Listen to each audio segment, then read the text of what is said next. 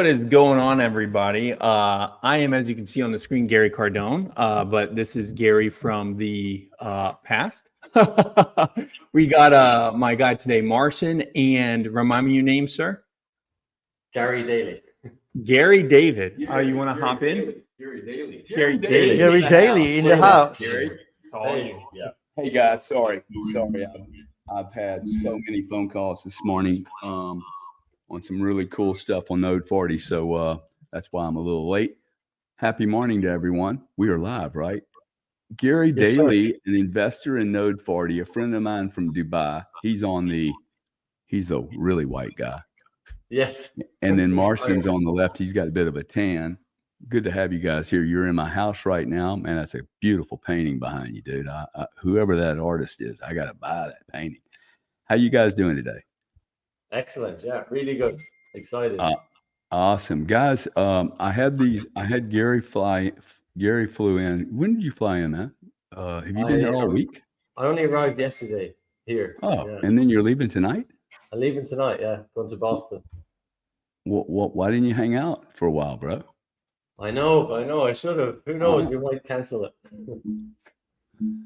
Well, the weather's probably going to be good this weekend, up until 4 p.m. and then it just crushes down with rain. Watch what happens.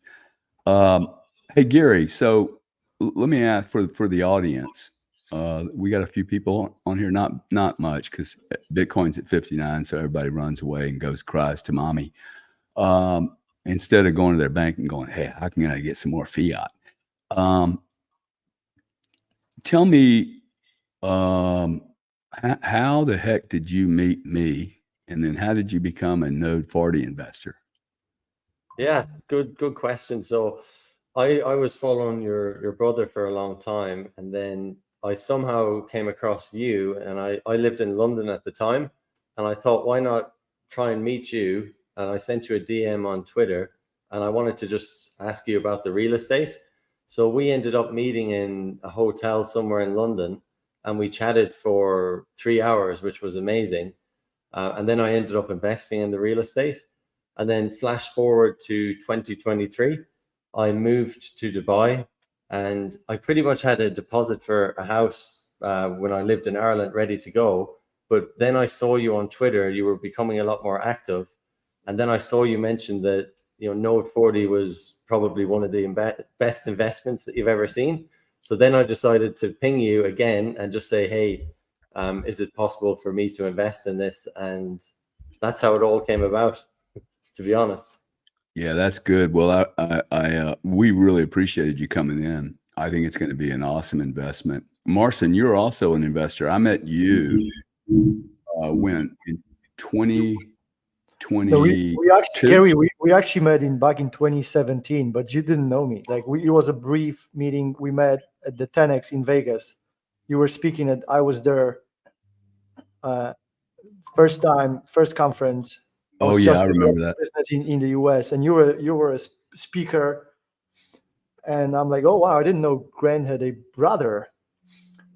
And then we met in 2021 at the Bitcoin conference in Miami.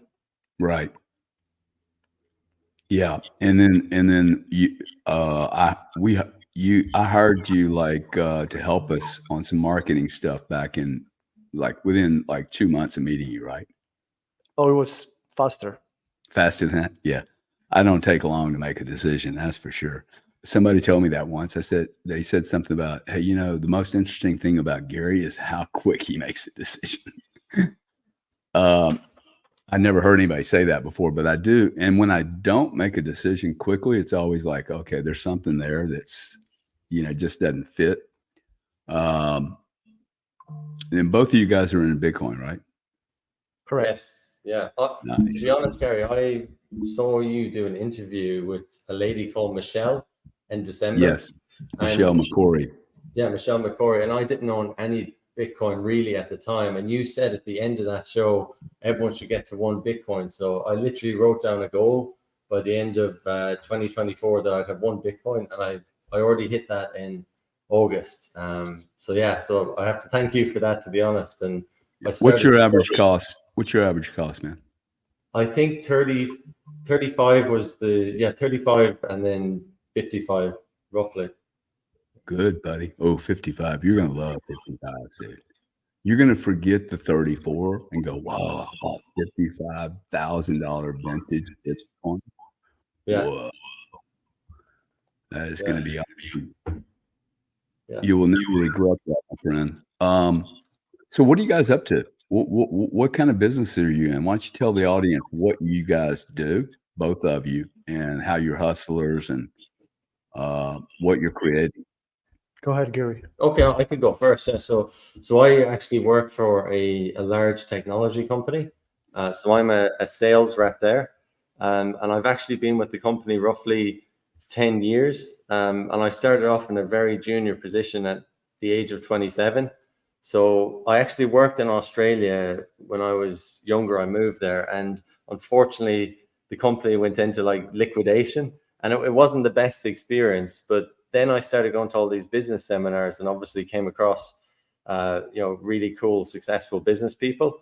So then when I moved to London, I had all this theory and I started putting it into practice. And I've made like several hops with these companies. I've moved from London back to Ireland to a pretty senior position. I've won like a global pitching competition to the CEO of the company that I work for. And then last year, I relocated to Dubai, which has been an amazing move. And really for me, I'm an employee, but I'm entrepreneurial. And I'm starting to do all these investments on the side, like a Node 40, Bitcoin, so on and so forth. And probably in my free time, I like doing a lot of personal development. So I'm writing a book on the side about my journey in the last 10 years from nothing after Australia to hopefully, being pretty successful. So that's me. You're muted, Gary. I said that's awesome. Thank you, Gary. What about you, Marcin? Oh, awesome. Thank you for having me again, Gary, in your house for, I don't know what time, but I always love coming here. And by the way, I moved to St. Pete. I moved to St. Pete in end of December because of Gary. We went for drinks and I asked Gary if I move here, if that's going to be helpful for the business and just in general. Because I want to be in proximity. That's what your brother says, like be in proximity to. You're muted, Gary. You were in Vegas, correct? I was in Vegas, yeah. Yeah. So we met in Miami at Bitcoin conference, and then immediately I jumped with my business, jumped into Node 40 to help, and ended up investing as well. And to this day, we're helping Node 40 grow, making sure that the business is successful, meeting all the relevant players and helping with marketing. But when we met, I was in Las Vegas, so we went to a lot of shows together and industry related shows. And then I would be coming here, visit you for like your birthday and whatnot. And then I'm like, wow, that's a cool spot here in St. Pete. And I just made a decision to move to St. Pete. And that was the best decisions that I've ever made in my life. Like my business grew so much ever since I've moved in here. Well, why do you think that is? Because you were in Vegas. There's a lot of action in Vegas. Why the action in St. Pete? I mean, I like it because there are a lot of digital players here and more coming. But why do you think that is? Why do you think your business expanded when you came here? I think I got more focused, so I see what you're doing, Gary, and what Node 40 does, as you said. Because when we met, I told you I had my business. We're doing 7 figures in revenue. I've been in the business for a few years. Emersoft, that's my web tech company, user interface, user experience. I started in London back in 2017. But again, it wasn't handed to me. I was growing up in an orphanage in Poland. So I was just starting from zero, built a business, and we signed up clients like Canon, Lightspeed VT in Vegas. Node 40 is one of our clients as well now, so helping them grow, and many others. So, but the reason why I think why the business exploded is because of mentorship. So when I saw you, and I'm like, I'm in Vegas, and then it's like what, 4 hours, 5 hours flight. I'm like, I have to make a decision to be closer to Gary, and then I'll get focused. Then I'm closer to your advice, closer to just the energy, the proximity does make a difference. So I think that's why the mentorship and close to the environment where you think you can grow. It's like a fish. Yeah. Like if you take an anaconda, like anacondas in Venezuela, they can only grow to, I don't know, maybe 3-5 meters. If you go to Brazil, anacondas are 15 meters long. Why? Because of the environment. So Yeah, that's the answer. that's a fact, man. If you're going to go fishing, you might want to know where the fish are feeding. I have hit water with a fly many, many times. I'm like, why am I doing this? There's no fish here, man. I'm just splaying the water. I see sales and marketing people do this all the time. I saw one of our competitors at Bitcoin 2021 with 35 salespeople. Right after they raised $140 million, I'm looking around going, whoa, they have 35 salespeople. This is tax bit. I just got to make fun of them because it's hilarious. 35 salespeople sitting in a convention booth, all talking to each other. There weren't 35 clients there, much less 35 times 10, right? And they don't even know what they're selling. Like, you have no tax code back then, 2021. No one's filing anything. They're running a Palo Alto give it away for free model, $100 a month. I mean, if you $100 a year, if you think $100 a year tax software is going to solve an audit by the Inland Revenue or the IRS, or worse, the SEC or the DOJ, you are smoking total dope, man. I mean, there's no chance you're going to move through an audit for $100 a year. The sad thing is, most of these companies, they didn't even validate the user. A customer would come in, Bob Doe would come in, or Mary Smith, $400 of Bitcoin, 16 different coins, okay, on 4 wallets. Now try to make money out of that at $100 a month. A year, $100 a year, okay, $10 a month. I don't want a client that pays me $10 a month, dude. $400 of crypto. So the Node 40 thing is going to be awesome. It's simply about timing now. We have the Treasury mandate. This is an absolute mandate. I was just on the phone with a large accounting firm, and I was like, dude, I make $70 million a year in a chargeback business. I have less than 1% of the total addressable market, and there is no mandate. What happens when you have a mandate? I mean, there's 656 million chargeback events a year. I have less than 1%. It's not my business anymore. That business has less than 1%. 70 million, big chunky margins, no mandate. I look at Node 40 and go, whoa, there's a mandate. There's a mandate. 52 million tax people in the United States have checked the box. I own digital. And there's less than 1 million people that have actually filed taxes. All the audits that are going to happen, we have 36,000 new IRS agents. What do you think they're going to go audit? And by the way, these audits, I'm going to predict these audits will be criminal audits. Criminal fraud, wire, hey, they didn't pay, they committed a fraudulent transaction on tax payments. And we're seeing this over and over. Like, you get a letter saying, hey, we think you committed tax fraud. Good luck, man. If you're in Puerto Rico, good luck not hiring a lawyer and an auditor. And the sad thing is, neither one of those groups are going to have digital expertise. And they're not going to have acquired software that allows them to do this efficiently and fast, meaning for the least amount of money. But if you've got $1 million or $100,000 or 10 million, and you get a letter from the 3-letter agency saying, hey, we need to see all your reports, you're not doing this with your little napkin and your spreadsheet, and you say, hey, by the way, in 2018, I had a boating accident. If you guys think the boating accident answer is going to solve the problem, what you're going to find is there'll be letter after letter after letter. The letters will never end. They're going to cost you about $800 an hour. Cost me $1,700 an hour for my lawyers. And that's before I hire the forensics people.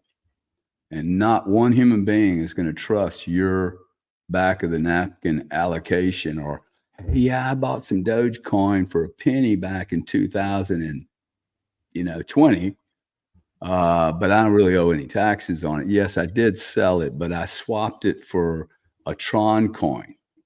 That's a liquidation event, man. Okay. I mean, they're going to be people that go, oh, wow, he moved from wallet to Fidelity. That's a liquidation event.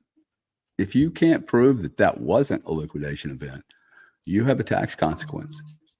And why people are not, why Roger Ver would get in trouble over $50 million, if he would have really understood this was a multi-trillion-dollar industry, they were all saying it was going to eat up everything. And now you find 8 years later, the guy's in trouble over $50 million. That is not the life I want to lead. Okay. I have no interest in 8 years later, somebody sending me letters going, hey, by the way, we're going to grab all that money. You have a problem now. If you didn't do the reporting and the story and the narrative and have financial consequence on every one of these transactions, someone is going to ask you a question. And that question will start and end with professional fees being paid. I think this is the piece that people don't understand. They're like, oh, well, I lost it in a boating accident. Awesome. You're going to have probably 100 hours at 800 an hour answering questions. What boat? When was it? What was the registration? Who were the guests? We need more information. Oh, you didn't answer that question. We're going to ask you another question. And so on and so on and so on. I mean, the biggest issue is imagine Gary Daly having 10 Bitcoin in 10 years, and he dies in a train accident. And now he's in Dubai, an English citizen, so maybe this doesn't really impact him so much. But imagine it's me. I'm in the United States. I leave 1,000 Bitcoin for my children that I bought from 2016 to 2036. 20 years of Bitcoin movements, purchases. First question the U.S. government's going to go is, tell us, child, where did your dad's money originally come from? They're going to go, we have no idea. Well, how would we know? It's 20 years ago. Well, I have Node 40. Let me tell you, this came from this bank account. This money from this bank account came from this income stream that I've already paid taxes on. Thank you very much.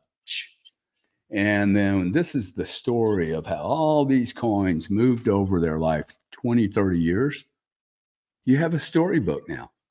Okay. So in your seed phrases and in your cold storage, you also have a little piece of software called Node 40 that anyone can access. And they can go in, hey, give me a history of this. But why wouldn't you want to have that? Like you have it on everything else, but you don't have it on your digital assets. So this is, anyway, I'm really excited to have you guys as shareholders. I think it takes someone that owns a cryptocurrency to understand the complexity of it. I literally just got off the phone with one of the top 6 forensic audit accounting firms in the world. And they're now starting to reach out to me going, hey, my firm's not moving fast enough, man. I think we should, I've been saying this for a long time. You're going to start to see major players in that field jump ship and either open their own firms or come work for a guy like me and go, hey, let's just go build a digital expertise division. No one's going to do this clearly because their cultures, like HR will be in there. Okay. There'll be head of sales, and there'll be the computer IT guy that runs XYZ software division. Gary's going, oh yeah, this shit happened. The culture, the infighting and political infighting for a massive firm with 800,000 employees. See, people don't understand how large some of these employers are. Like one firm, I had dinner the other night with a major, let's call it a top 10 forensic firm. His job is head of transformation for the entire company. I said, oh, really, dude? How many staff are there? 800,000. How do you get 800,000 people to shift from analog to digital? This is totally different, dude. This is literally like taking the Flintstones 8,000-ton stone car, you know, Fred Flintstone, that car he used to have, and sticking it on the LA freeway in prime time. All right, let's roll. Okay, literally, that's what we're trying to do. We're trying to take this big, heavy analog engine and slam it into the digital world. Literally on the call. That's why I was late here. They were like, well, we're going to use some of our tools. I'm like, no, you don't use any of the tools, dude. It all gets built brand new. A week ago, I was in Wyoming with the head of Solana, Raj. He's speaking about 200 people. He's with Scaramucci. Just two of the guys on the stage, and he was like, "These people are thinking 10 years forward, dude. There's no more, hey, what's Bitcoin going to do tomorrow morning?" Not one person in 2.5 days talked about price. They all talked about, what are we building for year 4, year 8, year 12? 2 years ago, the Bitcoin industry was like, hey, we're going to get regulations. Hey, how are we going to cover our ass? Hey, what's going to happen next quarter? Now they're like 4 years, 8 years. The guy, Raj, very bright guy. He said, if it doesn't get built all brand new, it won't survive. And Scaramucci just looked at me. I was sitting in the front row. Scaramucci looked at me like, because I have been telling him this for 3 years. I'm like, none of this survives, man. And it's hilarious. I see so many of these players, and they're like, yeah, I like Node 40 is good. I like you guys, but I'm going to go invest in some tokens. Or I can put $50 million to work in this other business. I don't want to do 10.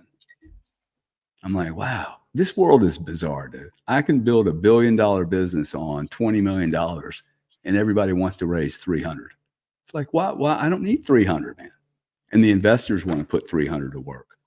So, which really should bode well for Bitcoin. I mean, what am I saying?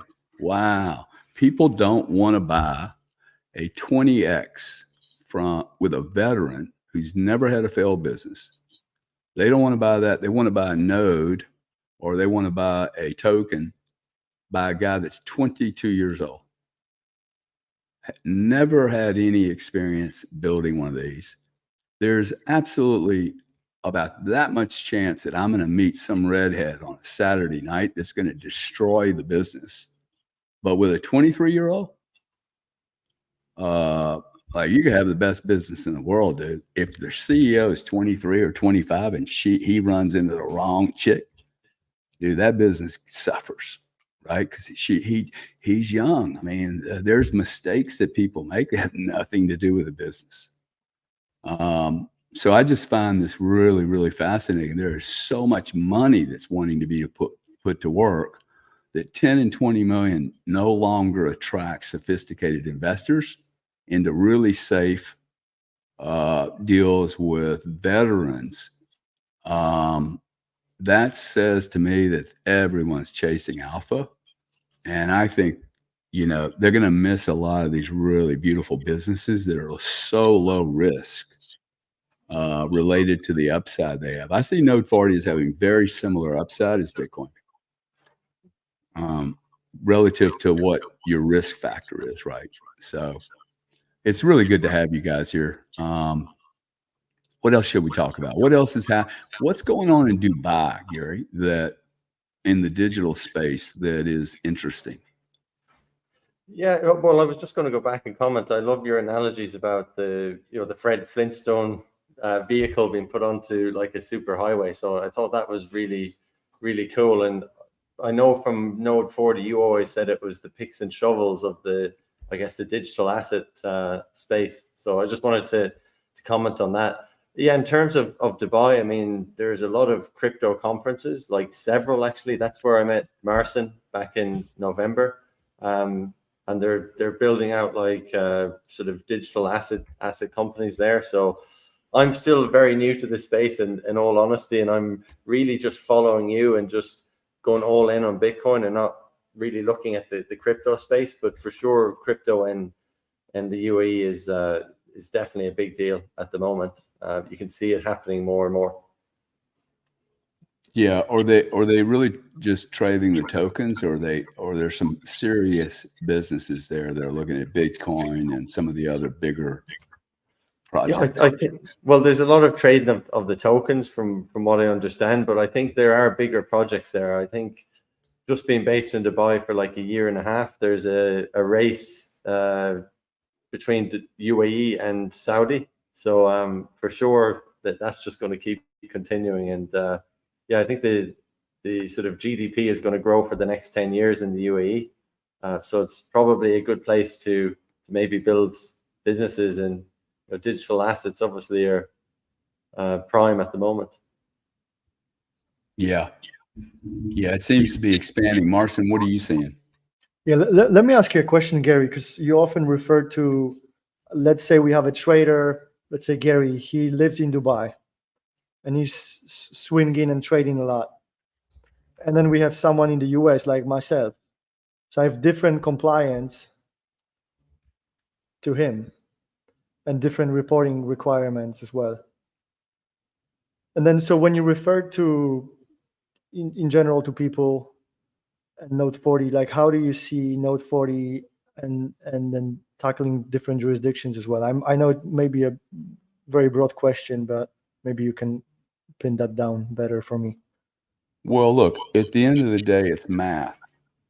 And no matter what your jurisdiction is, when I first looked at this industry, I walked, Marcin, you've been around me quite a bit, and I ask a lot of questions, right? I mean, I'm probably ask more questions than I make comments, even though I do chat a lot.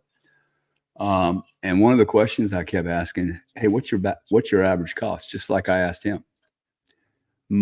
I've only heard 2 people, now 3, and I would give him half a mark because he didn't tell me exactly. My cost base is $47,787, and some pennies, and that continues to go up, by the way.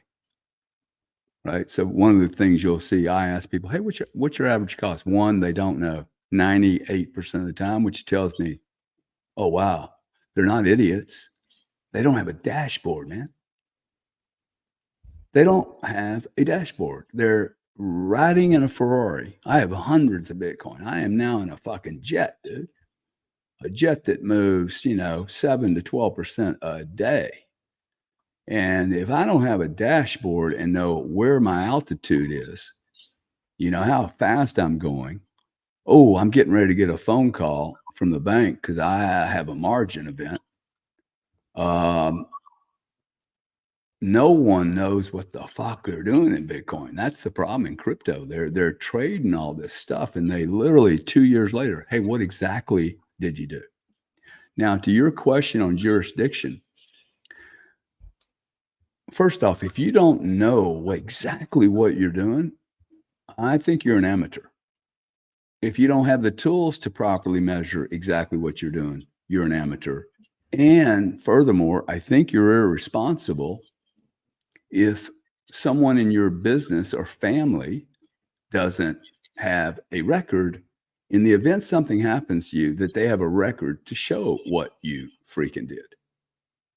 Now, if something happens to me, my lawyers grab everything. Then Node 40 will get into action. Perry knows, hey, print a report. Poof. Okay. This is everything down to the penny. How is that a bad trade, dude? How is it you having the accurate information that no one is going to give you? There is no excuse to the federal government of any jurisdiction. Gosh, Bob, I just didn't invest in the right tools. Or ignorant, I didn't know. Now, that is not a defense, man. And even if you win in that defense, it will have cost you $1,000 an hour for a lawyer and probably $800 an hour for a forensic to tell you the wrong thing, or to tell you the right thing because they're going to hire me. You'll be lucky if they hire me, then charge you 8x what you would pay for me every year. They will absolutely charge you 8x. So, and you're going to be reactive. I hate being reactive, man. Okay. I know planning is not sexy. Oh, just go buy some more Bitcoin. Planning is not sexy. Okay.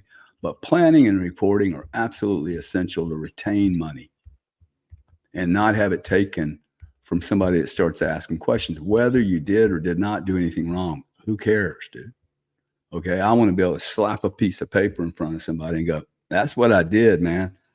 I think I paid correctly. I paid on that thing. And by the way, that thing zeroed out to 0.1. And if I only left you a penny a room on millions and millions and millions of dollars of crypto, what other question are you going to ask me? There's a penny of questions left. No one's going to argue over a penny. Right now, tax estimates are done like this. This, dude, node 40 is like, that's the number, dude. Period. Now you decide how you're going to treat your numbers. We're not making accounting decisions. We're just giving whoever asked us to provide the data an accurate estimate. I mean, like precise estimate in an efficient way that doesn't take. I had a guy, one of my accountants that no longer works for me, took 56 hours at $100 an hour to run buy only Bitcoin, 2 years of Bitcoin purchases on Coinbase and 3 other exchanges. Charged me 57 hours, dude. I think I paid him $40,000 for this audit. He told me I owed $700,000 to the US government because I moved from Coinbase to Coinbase Pro. This is happening everywhere. Okay. And I could get 5 guys from the 5 major firms that do accounting go, none of this is correct. We have no idea how to digest all this data. We're getting ready to get hit with 12 billion 1099s, dude. From 4. It goes to 12 from 4 in 1 year. Okay. 4 billion 1099s are created in legacy. There's getting ready to be 12 billion. Just because of digital. The following year, it'll be 20. Okay, this is massive volume. And there's a whole business just around 1099s. It will overwhelm all the accounting firms. Just doing the 1099s. They are not even going to get to the accounting. The 1099 moving farms all over the place, okay, is going to be imagine the storage required. These are massive numbers. Okay, just want to repeat it because I don't think anybody really understands this. 4 billion 1099s. All of us get 1099s. Well, I don't because I don't make any money. These 2 guys most certainly get 1099s if they're in the US. There's 4 billion of those for legacy. January the 1st, it goes to 12 billion. That's triple, man. Triple on massive numbers is a problem. So this really should be very, very, very clear to people. When you think about 4 billion to 12 billion in 1 year, you're like, whoa, why is that? Because these are all sold as fractions of something. Like when a house is sold, it's sold one time. There's one little title. What happens if a house or an apartment building that has one owner ends up with 1,000 different digital positions? Or the Mona Lisa. The Mona Lisa could have 20,000 investors, man. Digital investors, right? They're all owning in fractions.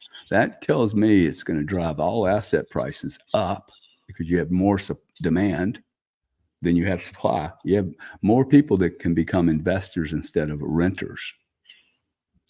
And all of that has to get reported. Like if you think this is just, Node 40 is not just about Bitcoin. Node 40 is, I believe for sure that Larry Fink is here not for Bitcoin. Larry Fink's here to tokenize everything, dude. And he's going to do it in a different exchange. He's not even going to do it in Wall Street. So all of this has to get built. You know, when you get a report from Fidelity, you know exactly what your position is. I was with Tom Jessic there at Fidelity. He's the president. I said, "Hey, Tom, I'm just Node 40. We're just building what you've already built for Legacy, man. Your reporting is precise, it's accurate, it's excellent. It shows up every month. And I don't have to be a genius on oil and gas to understand what my position is. I don't have to be a genius on Fidelity software to understand what my position is, which is my way of saying, look, Node 40 doesn't require you to be a blockchain expert. Node 40 spits out information to any professional and lets them look at, oh, these are just a bunch of numbers, man. It has nothing to do with Solana or crypto or seed phrases or fuel or gas fees. All of that comes out of our calculations. But you don't need an accountant to sit there and understand what blockchain is to be able to assess a very, very detailed P&L, quality of earnings, 182 different data fields to go drill down into. A senior guy like me doesn't want to do all that, but the risk manager will, the analyst will, the accounting guy will. You know, somebody in quality control will want to look at, hey, did this guy really need to trade this much? Could he have made more? Like, we're building something called a quality of earnings on digital assets. I have a portfolio that's large enough now. It's a business, man. Like, I should be able to have a quality of earnings that I pay. I think I pay EY 500 grand a year for quality of earnings. I want to know where I'm not making my money. And so to have a risk manager, in my entire life since I was 23, I had someone overlooking what I was doing. He was a risk manager. I never liked the guys, right? Because they were not as cool as me. They were telling me, no, hey, you went over your limits. They were always negative, right? It never come up. Risk managers never come up to you. You're a monster, dude. You're awesome. They're like, he's breaching, breach. But having a risk manager there, as I've matured, was really good for me, even though I sometimes was maybe not so nice to him. Node 40 is a risk management tool. Allows a guy to hit a button every day and go, I want to make sure I know what I'm doing. I think I bought 1,000 Bitcoin, 4122. Let's make sure that's right. But more importantly, you're going to have a risk manager in operations or in the CFO division go, yeah, Gary didn't trade, but he only traded $13 million of Bitcoin today, even though he said 14.2. Where's that little delta? There's $1.2 million. There's a delta here. Where's the error? So we're constantly looking for where's an anomaly, right? You're looking for anomalies. And then once you remove all the anomalies, you can then say, oh, wow, he's making all his money on the least amount of energy. And over here where he's churning trades, he's not really making any money, right? And so it gets me more refined, especially when it's a third-party risk management, a third-party review. It's not your own internal review. Every company will have one of these. Okay, you don't need this tool. The guy I was on the phone with, he said, hey, have you guys done much audits? I said, dude, this tool is built for all of it.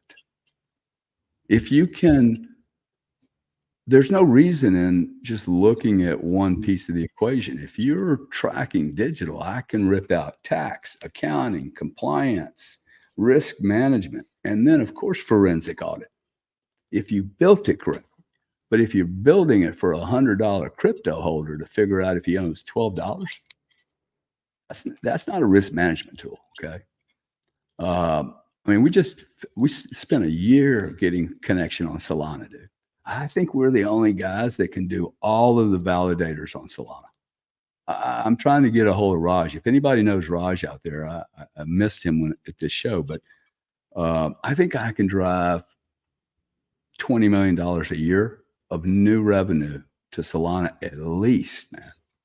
100% EBITDA. At least, well, based on what we've seen, I need some information, but I think it's about 20 million just from the validators. And by the way, they need these tools. And I think the platform that's supporting all these people should be the ones to supply the tools, because they can then go to the regulator and go, I have provided all my players with the most powerful accounting tax forensics tool possible. Man, it's not mine. Okay. It's a third party, which is, I think, good. And whether they do it under their own name or under Node 40, I don't really care. I would do it under your own name.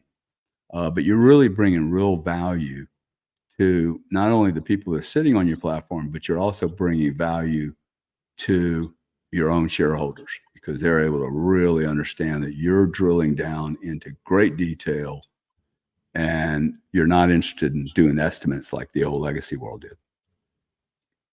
Gary, I was just going to ask, how would you describe Node 40 to maybe someone who isn't in this space, like in a simple sentence? I think the best way is it's a dashboard that maybe you don't need when you're doing 1 mile an hour, and it's probably too heavy. Node 40 is not for a $100 Bitcoiner. Node 40 is for a guy that has a $250,000 plus investment. And I think about this like I think of cars. My daughter has a van. She is probably going to spend a lot less on taking care of that van than I am on my Range Rover. My daughter is going to go to the closest place to change the oil possible. I'm going back to Range Rover. Right? Why? The investment's a little bit more serious. So what I need is I need a dashboard. I need professionals around me. If I'm in a Ferrari, like if you're in Bitcoin, you're in a Ferrari. The question is, how much of that Ferrari do you have? The more you have, the more it becomes relevant. So at $250,000, if you have a quarter of a Bitcoin, you think Bitcoin's going to be worth $1 million and you're not going to sell it for 8 years. You just didn't understand that you also need to look at the cost to protect that Bitcoin. And part of the cost is this. You're going to spend, if you buy the right solution, you just have to assume, hey, I'm going to spend another 5 to 10 grand a year on making sure my Bitcoin position's secure. If you're not willing to do that, and you're going to hold Bitcoin for, say, 10 years, you're going to pay $50,000 to somebody over 10 years to make sure you keep your money. Now, we can argue over, hey, what's the balance? If that Bitcoin's really not worth $1 million, but it's worth 13 million, I'm pretty sure you're going to be okay paying $250. And the likelihood of it being worth 13 million is probably greater than just one. And it's really about your duration. But at the end of the day, your real cost that you should be looking at is, what is my cost I'm preventing in the future? This is a hard thing for most people to buy into. I ain't buying something I might need in the future.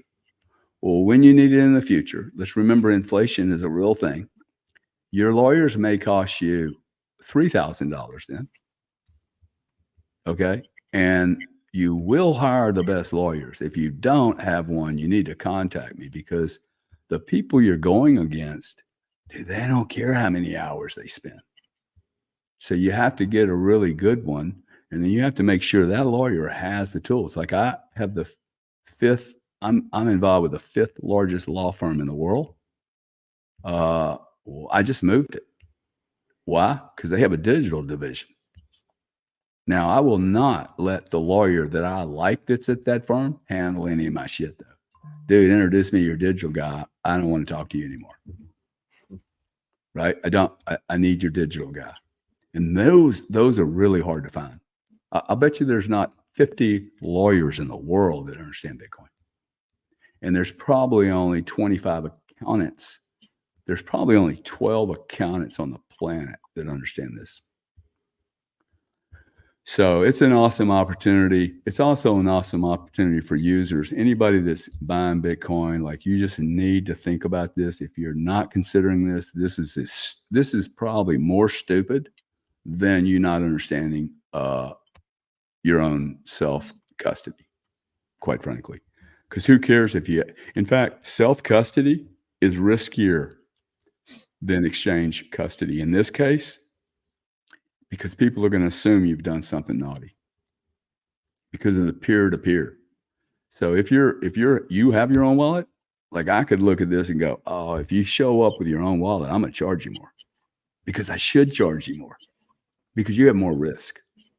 Now, I won't do that, but the point I'm trying to make is if you're really into self-custody, you need this more than an exchange, for sure, because I can pull the records. It may cost me a little bit more. And, let's remember the USA, the enforcement authorities literally have their eyeballs right up Coinbase's ass. And then they've also done the same thing to Binance. So they know everything. And if you've already cheated 4 years ago, I would call me, like right now, because you're most certainly known. Chainalysis has shared all the data on the entire block, dude. So if you've done something naughty, like I would get in front of it. I would go sit down with somebody and go, hey, we made a mistake. By the way, there is literally 4 months and the US government's allowing you to reissue your filings. Okay, there's about three accounting firms that know how to do this. Contact me. But if you accidentally didn't lose that in a boating accident and you realize, oh shit, I'm not going to win that argument. And if you do win, it's going to cost you $1 million probably. Then, and maybe you found those coins, there is a 4-month window we can help you with to reestablish what that cost base was. Maybe those didn't get sold. Maybe they didn't get lost. Maybe some other more expensive coins actually got liquidated. You're not going to hide from this, man. The government wants their money. And you Bitcoiners that believe that the government was going to let you trade without paying any fees on US soil, I'm sorry, but like you guys sold a bill of goods. Okay, that's just not, I never read that. I didn't read that in the Satoshi paper. Okay, I know other people read it, but I didn't read it that way. And I also didn't read that peer-to-peer was going to be tomorrow morning. We put no time frame on any of this. We go, oh, the white paper, it's going to happen tomorrow morning. I don't think so. So we have a lot to do, but man, if you ever thought Bitcoin wasn't a real deal, when the United States Treasury Department releases a 350-page document, that is validation. Okay, they're not doing this because they're going to shut it down. No chance. They're doing this because they're regulating it. They're regulating it because they like it. They don't regulate shit they like. They prohibit it, right? Prohibition, right? Yeah. I mean, so, and I'm not trying to talk so much about Node 40. Well, I am, but because that's what we all share in common in part. The point I'm trying to make is, wow, all the professionals around this field now are going, okay, Bitcoin's a deal. Until all this was in place, Bitcoin was really a problem. Now it's like, okay, we know everything we need to know. Really, we have 99% of everything we need to know about the regulations and the policies here. It's pretty clear now. So to me, this is when you invest in the space. You invest when, there's not much more to add here. Now the question is going to be, who can actually deliver the goods? So to me, it's an exciting time for the crypto industry because you're getting validation from every angle. Gary, let me ask you a question. You mentioned about risk management, analysis, Note 40 being a dashboard accounting tool.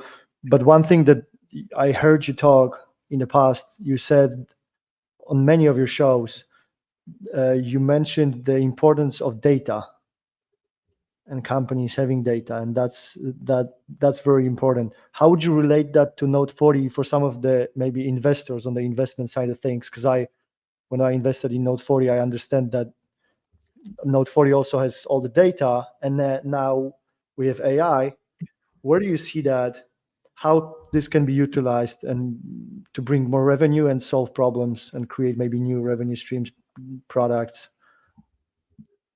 Well, I think one, I don't know more important data than, income, positions on crypto, and taxation, right? These are, remember, you don't pay taxes on crypto unless you sold it. So the amount of information that you start thinking in macro terms, big data. Imagine if we were to able, there's only two companies focused on the very top of the food chain. It's us and another player. And they're pretty much, they've raised 150 million. We've raised 8. They've done a very good job. The problem is, they're capped out. They can't take any more business. This is what I've been saying for a long time. I'm like, oh, wow, we have 10 competitors. They could all they could all fill their bags up with great business. And we're still only going to cover 30% of the needs, max 30%, man. Like, this is an addressable market problem. This is why I go to the 1099s. It goes from 4 to 12 billion. Dude, this is not going from 4 to 12. It's going from 4 billion, which is already a fucking problem. And it's a commodity. It get paid hardly any money. Now there's another 12 million. Well, who's going to want to do those? And the people and you have to do them. So every firm's going to be stressed to do those. This is less than 1% of the entire global market, man. What happens when we have Van Eck? Have you guys heard this news?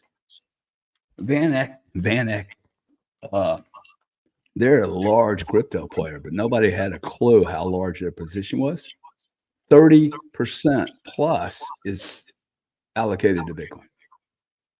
Plus 30. I'm 86, man. Okay. 6 months ago, we were all sitting here going, whoa, the whole world's going to change. 1% of the market's going to move into Bitcoin. Van Eck's at 30 plus, man. Okay. What if it's 7, 10? We were like literally jacked up going, whoa, 1%. 1%'s $8 trillion. 1% is an $8 trillion Bitcoin, right? $8 trillion market cap, $800 trillion total assets in the world. I think actually there's more assets than that, but let's use 800 trillion.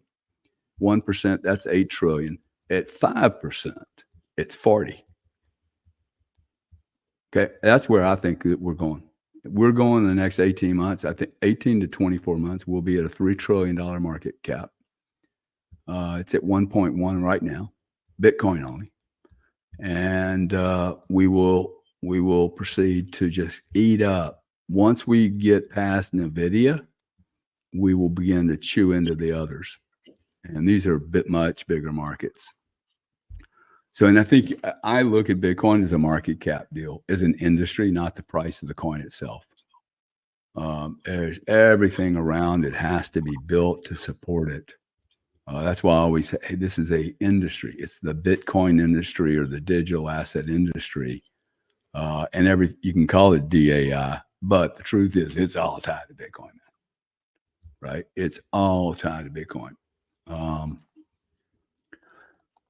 So that's the picks and shovels. See, the cool thing about the picks and shovels, there will be people. Somebody asked me last night. They said, "Hey, you just buy Bitcoin." I said, "Well, it's a little bit different than that. Actually, I'm in Bitcoin, and then the more I study Bitcoin, I realized, oh, well, I have some money over here that I can't put into Bitcoin, but I love Bitcoin. Oh, I think I'm going to move that money into the miners." Okay, so I moved banking money into miners. So now I'm into Bitcoin. I then go buy Node 40 as an investment because I'm like, oh, picks and shovels. That's going to pay off maybe 3 or 4 years from now. I've got my Bitcoin. It's sitting there. I've got now. Why would I do Node 40? Well, I have so much commodity exposure on Bitcoin right now. I still want the exposure to the Bitcoin industry, but maybe not the ups and downs. What can I buy? Oh, reporting mechanism. Node 40 doesn't care if the price is $12 or the price is 12 million. You still got to do your accounting. I've heard people go, oh, well, I haven't made enough money to do my reports. That's not an excuse to do your tax filing. Okay. But sorry, I only owe $2. Sorry, I've got to charge you $2,000 for the report.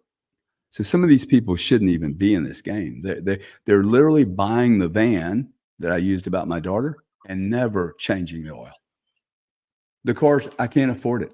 Ooh, you can't afford the oil. You can't afford the car, dude. The oil is not the problem. You could never afford the car. So some people should not be in these digital assets, especially the guys trading frequently and not even considering a 42% tax gain while you're listening to people in Dubai that have zero.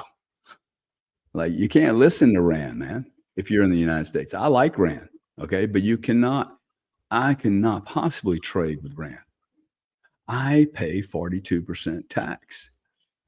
So as I look at investing in the Bitcoin industry, I go, Bitcoin, let me I got to add 13 because I gave Trump 12 of them or something.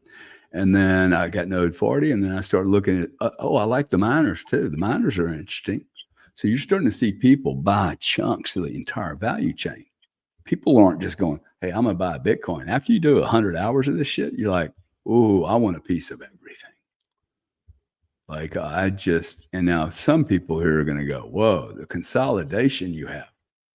What great wealth is made in consolidation, and it's the only way you make it, unless your dad dies and leaves you with it, which, by the way, you were totally consolidated on your dad. Even the inheritance is a consolidation play. So this thing about diversity, I ain't scared. That's the only reason people diversify, because they're not certain. Okay, I am most certain about at least 2 or 3 of these investments. The miners might go a little weird. They're going to be violent. For sure, they're going to be violent. Now, why did I do that? Because I couldn't buy Bitcoin.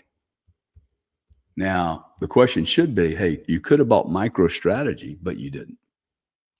And I don't have MicroStrategy. I'm like, I could have bought it for 500, dude. It's a big premium, but I could be wrong there. I look at it and go, hey, I own 4 miners that I wonder if it should just be in Bitcoin. Most certainly, it'll have less down volatility, MicroStrategy. So none of this is investment advice. I'm just sharing giving you the answer that I have. I don't do a bunch of day trading, so I don't need Node 40 for that, but I need Node 40 because my book's too big. I'm a target, and I want to be able to, I'm assuming I am going to be accosted by every draconian enforcement agency possible, and I need protection, man. I need a report that puts these people, because see, they don't have any metrics. They can file suits against us. Who cares? And if they're wrong, nobody gets fired, man. You and I, we're like, hey, this is costing real money here, right? So this has to change. I mean, this enforcement, regulators that are now enforcement authorities using their ability to ask questions is the pain, is uncool. It's stopping a lot of innovation. It scares people. They build a business and they're like, okay, I ain't doing this again. This was too much work, man. The regulators are constantly asking questions. They're constantly stopping us while they allow Facebook to coordinate with the CIA, the IRS, the DEA, every agency giving us information. This is a public company, I will remind you. Okay? You cannot not tell your shareholders that you're in cahoots with the U.S. government. Like are you private or public? Which one are you? Do you work for the government? As a shareholder, I'm like, whoa, dude, you're going to get a class action suit the size of fucking Dallas. I didn't know you were doing this. I don't want to share. I don't want to hold an interest in you. You're a monopoly utility. You've abused your customers and you entered into exchange with multiple agencies, you distorted the information on COVID, which probably means you participated in killing people, changing and altering their lives forever. You agreed just 3 days ago that you actually distorted the election results, and you're a public company. Interestingly enough, Facebook dropped 18 cents that day. Flat, effectively flat.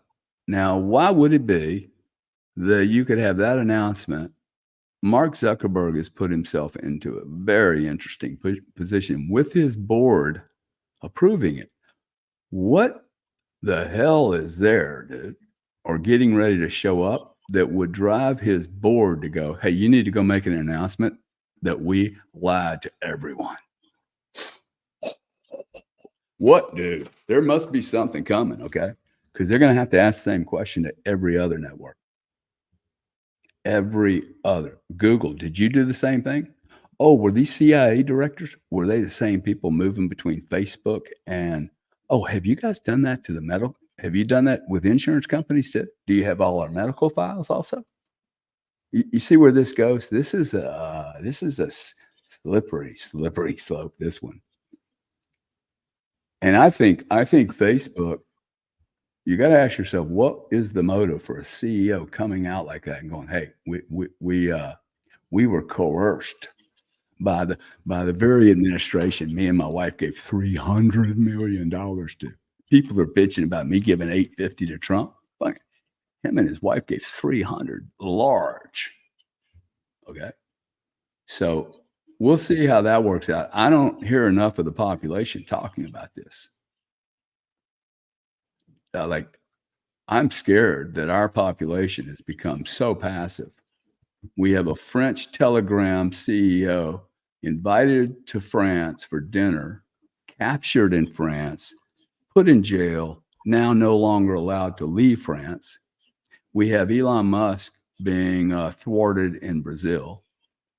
And we have Marky Mark advising the whole planet that the U.S. government was deciding what they would and would not print and who they would and would not let be on their platform. What are they worth? 100 billion, 80 billion? Then we're gonna have to ask Google the same question. I think it's the era of transparency, and the light is shining on all these parasites, and the whole system's it's really in for a remake. Because if you think about it, hey, what do you do now? Do you shut them down? Do you penalize them? Why would the very government that got all this information now penalize them? See, this is very messy. Okay, we have gone so far from government intervention this is now church and state. Remember that one? Church. I mean, what is Facebook, dude? There isn't a church anymore. Facebook is a church. Why the hell is the U.S. government involved in communities, man? Okay, sticking spies in there. This is bullshit, man. It's not the country I grew up in. And you wonder why people are going to Bitcoin. No wonder, man. But imagine they do this to LinkedIn, Skype, Rumble, Telegram, and every other platform. Well, then what? Okay. I mean, I'm talking about this 3-letter agencies here. What are we on? Is StreamYard responsible? Because I think our government is out of fucking control.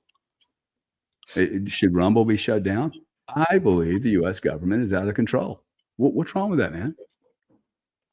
It's an opinion. I spoke it out loud. I think I'm supposed to have freedom of choice. I didn't even use a curse word. So I didn't make fun of anybody's nationality. I think the U.S. government is abusing us. There was an assassination attempt just 6 weeks ago. We don't even talk about it anymore.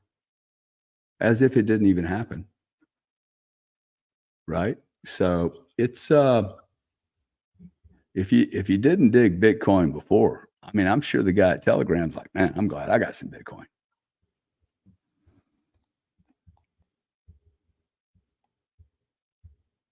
when you're living in a draconian world, the guy that's got the most accurate data is going to end up winning the game.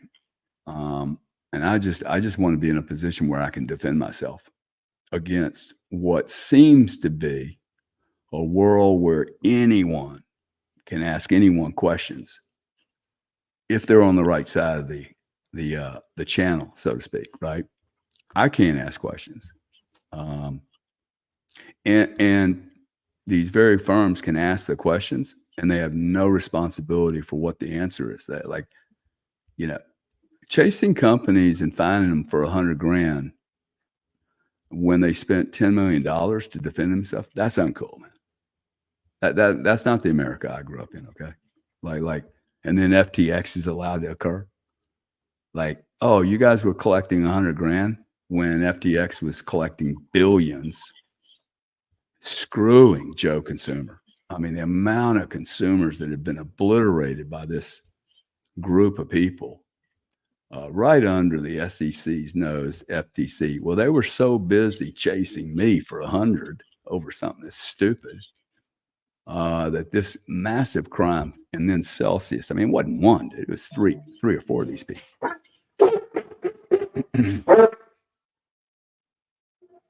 I'm going to have to close this. I've got about 3 people standing in line outside the house to have meetings. Apologies. I wanted to talk to you guys about some other things.